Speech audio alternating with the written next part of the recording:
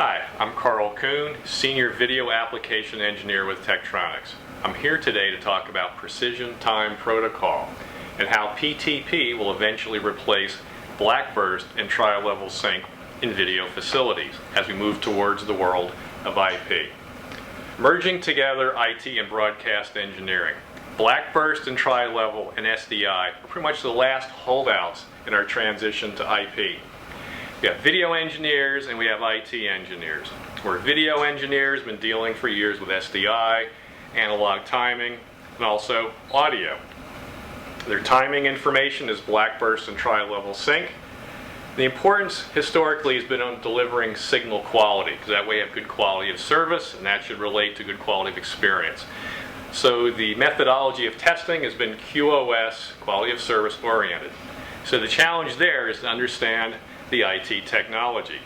As far as IT engineers moving into the video world, they live in a world of IP flow protocols, network traffic, and configuration issues.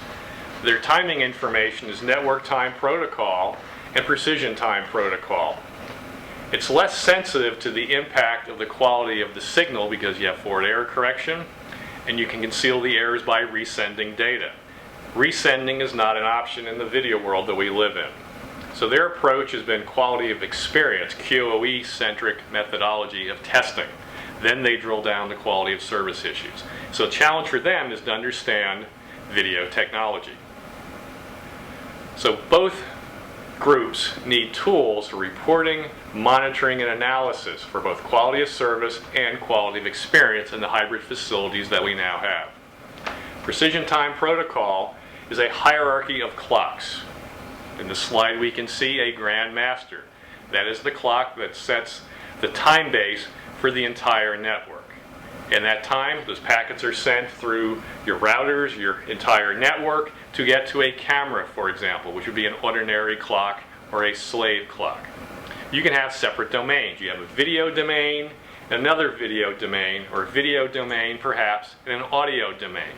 So to get from one domain to the next, you need a boundary clock, and that becomes a time base then for the slaves within that second domain. So how do I synchronize in a hybrid facility where I have SDI and IP all living together? You need a hybrid signal generator. So the SPG 8000A will do blackburst, tri-level sync, SDI, and also can be a precision time protocol time base. It has an option of 2 PTP network ports, one RJ45, another one is an optical SFP. You can have one IP address with 2 separate domains. The input reference that it uses can be GPS and GLONASS, the Russian version of GPS. Also, it uses good old-fashioned analog blackburst and tri-level and brings into play precision time protocol. Where you have SDI, blackburst, and tri-level outputs, they synchronize to the same clock as your PTP Grandmaster output. So all the clocks on the output have the same time base, whether it's blackburst or whether it's PTP. What you're trying to do is get a Grandmaster clock to run the timing information to all the slaves. An important aspect of the SPG is it has a feature called stage end lock. It eliminates sync shock. If you would lose your reference coming in, blackburst, tri-level, GPS, or GLONASS, the unit has an ovenized oscillator. It will stay accurate but will drift in reference to the GPS. When the GPS is reacquired, you would have a sync shock, but stage end lock prevents that from happening.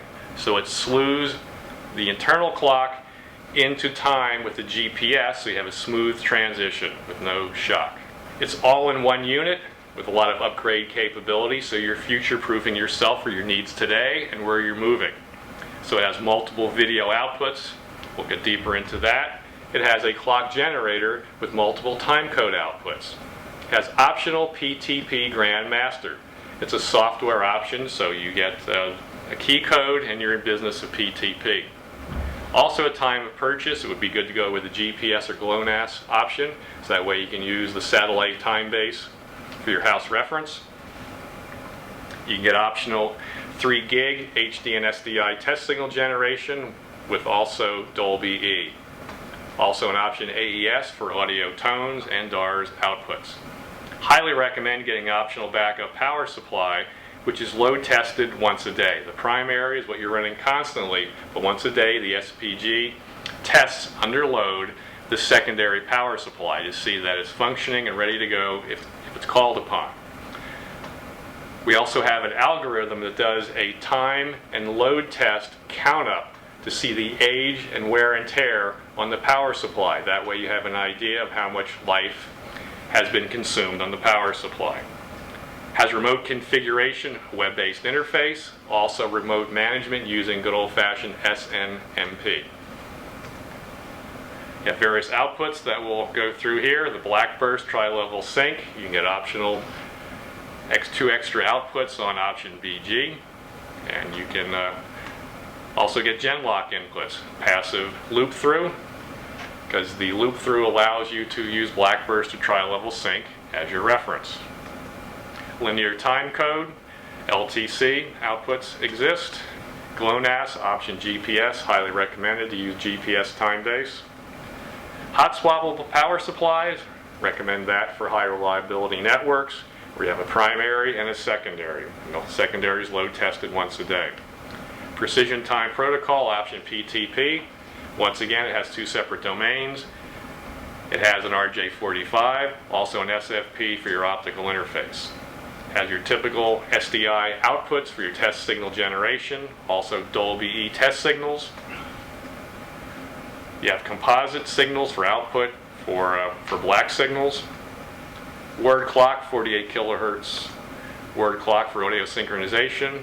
You have AES audio outputs for option AG, where you get 4 pairs, or 1 pair and 1 pair of DARS outputs. Network time server, SNMP, and Ethernet capabilities.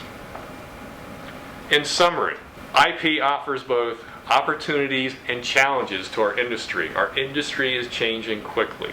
So it's essential, it's necessary to gain a basic understanding of IP to be successful. You really need to focus on understanding configurations. That will be something that we'll be doing constantly.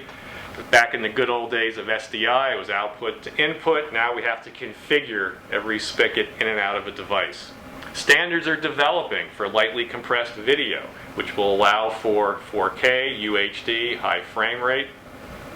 PTP provides necessary synchronization for use in a live environment for production workflows. PTP provides the necessary synchronization required to use IP in live production workflows. The transition to IP will be gradual, and we'll be dealing with hybrid facilities for the foreseeable future. Thank you very much. Also like to thank Photronic for producing this video and making it available to help you learn your future as far as dealing with precision time protocol as we move into the world of IP.